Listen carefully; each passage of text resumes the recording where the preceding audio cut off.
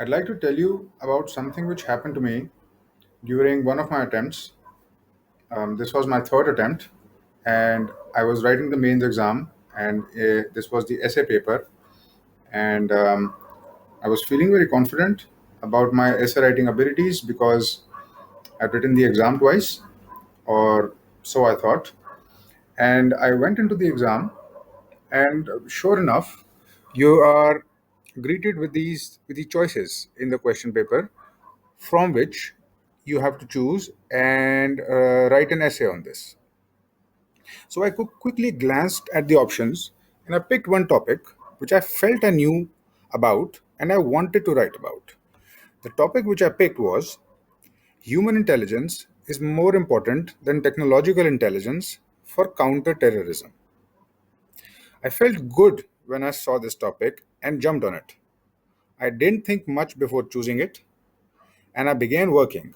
And so, after a few hours of work, I wrote what I thought was a good essay and came out feeling very confident.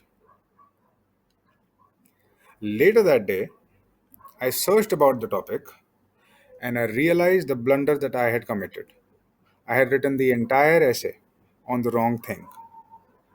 I had thought that human intelligence was the intelligence which human beings possess as opposed to machines, the kind of thing which Albert Einstein had a lot of. But the topic of the essay was about something else entirely. Human intelligence was this kind of intelligence. It was the kind of intelligence in counterterrorism which human beings gather on the ground, such as from informers or spies, without using technology. It is good old fashioned intelligence gathering that we see in spy movies. And my heart just sank. I knew that I had committed a big mistake and that I would pay the price. When the final list came out that year, I still cleared the exam and secured a rank of about 500. But I got only 45% marks in the essay paper. I didn't get lower marks probably because I had flow and structure and some good examples, which were my saving grace. But I must have lost at least 40 or 50 marks because of this mistake, and it cost me a whole year of preparation. I could have scored much higher, and my rank would have jumped quite a bit. The first thing I want to tell you guys is that the essay exam is not like any other exam. The choices of the topic which you make in the beginning can make all the difference. Remember that the moment I chose this topic, my fate was sealed. This video is all about how you will make sure that this never happens to you. And in the process, you will learn from my mistake because you cannot live long enough to make them all yourself. Definitely not in the UPSC, where you will have to wait a year or more for your next attempt. I want to make sure that this doesn't happen to you. Let's see what happened that day. Some of the things which are obvious about my mistakes are that I failed to understand the topic, definitely. I was overconfident. I chose a topic which I did not have a background in and actually no special knowledge of. I had not read any literature on counterterrorism and only knew generic things about it. I was impulsive. I took the one topic which I felt emotionally charged about. At that time, I had dreams of becoming an IPS officer, and the December 11 attacks on Mumbai had just happened, and I jumped on the opportunity to show the examiner what a good officer I would make. Big mistake.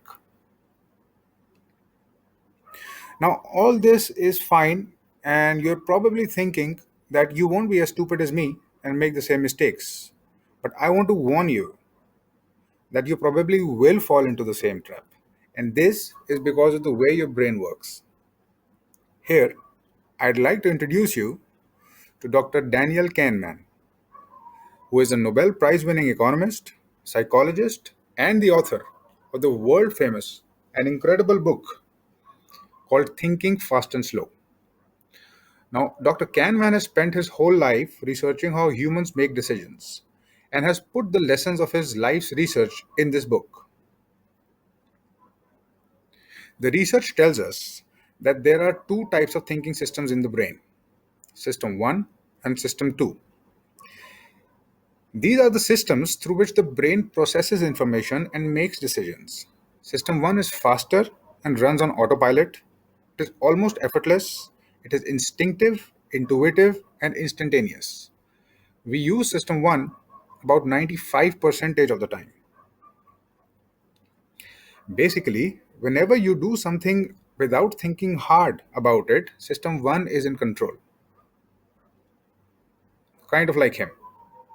Not advisable to say the least. System 1 is what is in control when you do impulsive shopping,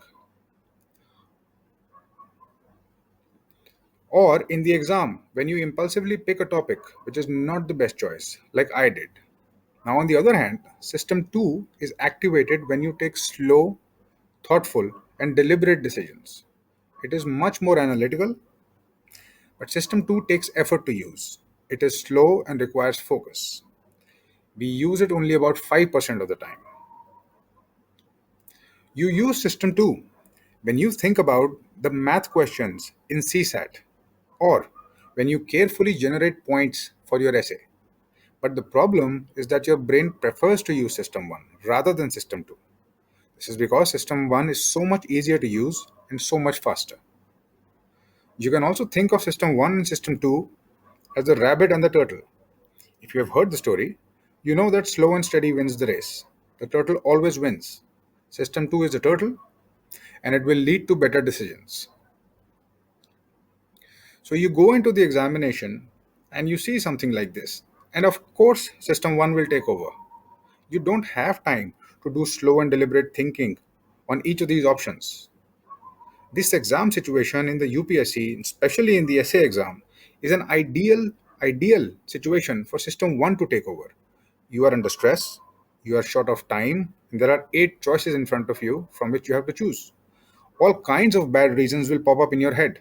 You will probably think, so I'll choose this topic because most people will not choose this topic and I should be different to stand out. Or you might think that I will choose this topic because I feel I know about this topic, like I did. Or maybe you choose a topic because you are emotionally invested in that topic. These are all indications that System 1 has taken control. Okay, so we need to use System 2 while making choices in the exam. That's why I designed an exercise called the decision matrix, which will force you to engage System 2. Let's see what it is and enter the matrix.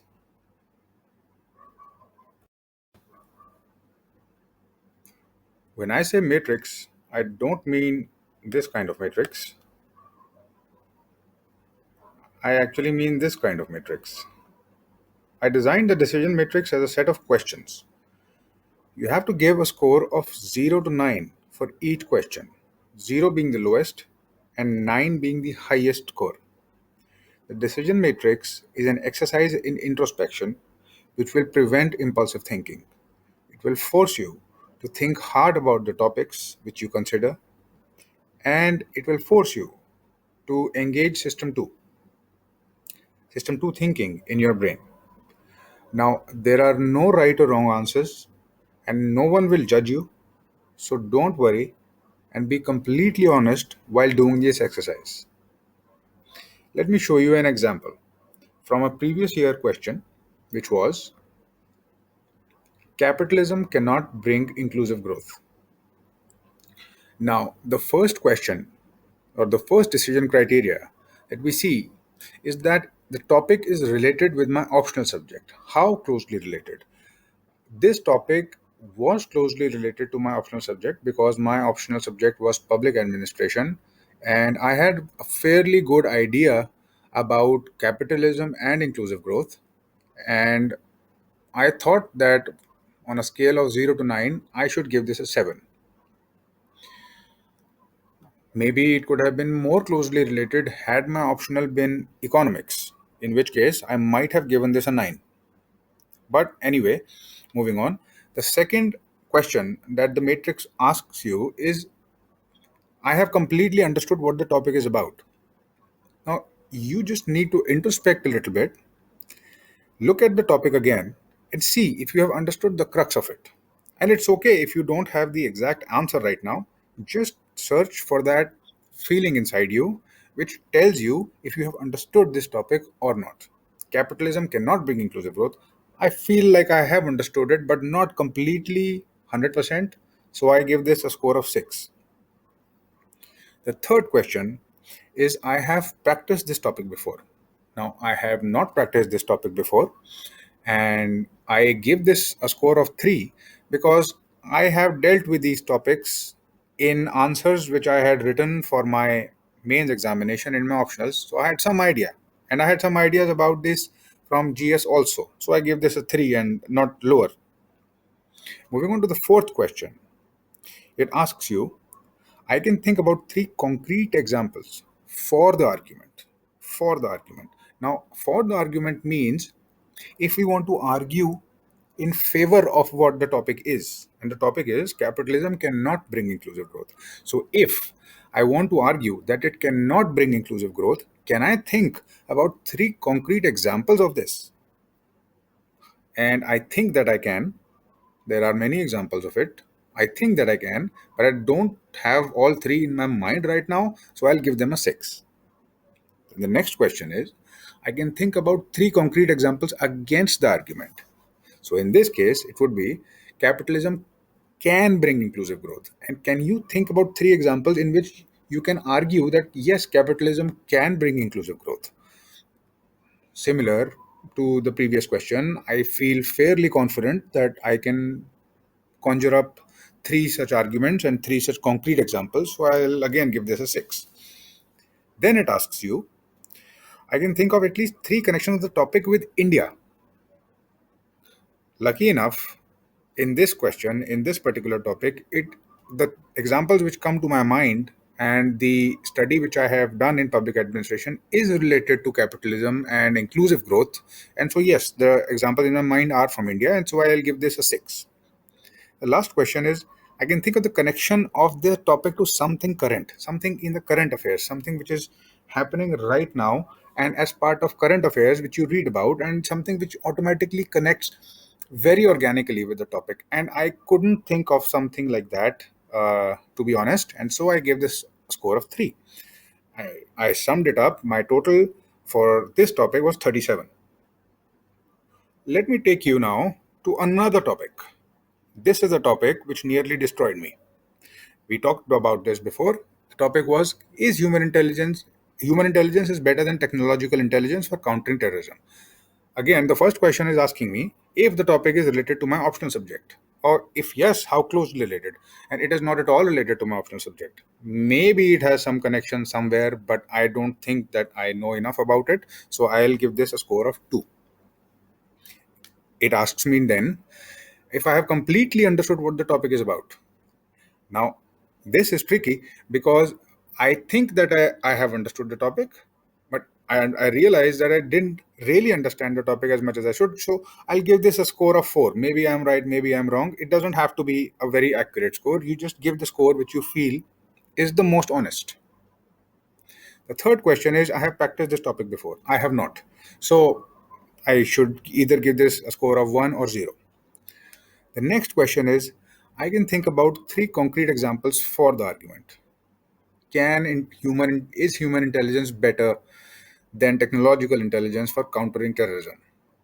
I don't think that I can think of many concrete examples. Maybe I can come up with 1 or maybe 2 if I'm lucky. I don't know. So I'll give this score of 3. Moving on to the next one, the same question, can I think about 3 concrete examples against the argument? So in this case, it would be human intelligence is not better than technological intelligence for countering terrorism.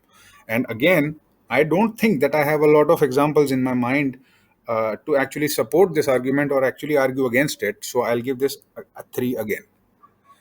The next question is, I can think of at least 3 connections of the topic with India. Yes, I think so, because the whole topic revolves around India. And if I was to address this topic ever, then I would be talking specifically about India because it's the only country which I have some knowledge about. So I'll give this a slightly higher score of 5. And again, you don't have to be completely accurate. This is just an exercise which is forcing you to think hard. That is all that it is designed to do. This score is not going to get added anywhere. The last question is, I can think of the connection of the topic to something current. Uh, Not exactly. I couldn't think of something which is happening in the current. Maybe you can. And so if you do, then you give this a higher score. But for me, the honest score was 4, so I gave it a 4. And my total score for this topic was 22. Now, this was obviously much lower than 37. And this score, this number, is telling us clearly that I should not have picked this topic. Had I gone through these questions in my mind before picking this topic, I would never have picked it.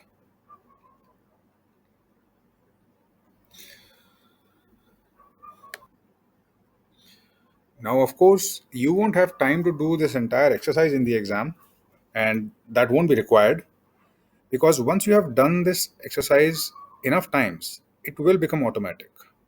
When you see the questions in the exam, when you see the topics in the exam, you will go through the questions in this decision matrix mentally and make a good choice. Most importantly, after you practice this exercise, you will never make the wrong choice. Another very important thing is that this exercise will force you to think hard about the topic. It will force you to actually face how much you know. It will force you to distinguish between how much you think you know and how much you actually know. You will be forced to deconstruct the topic and actually think about it from the point of view of a topic for an essay. When you look at a topic, you should be able to choose based on how nicely you can write an essay about it and not based on how much you know about it. Remember that the essay is not a test of your knowledge, it is a test of organization and conciseness. I hope this was helpful. Thank you for watching, and I'll see you next time.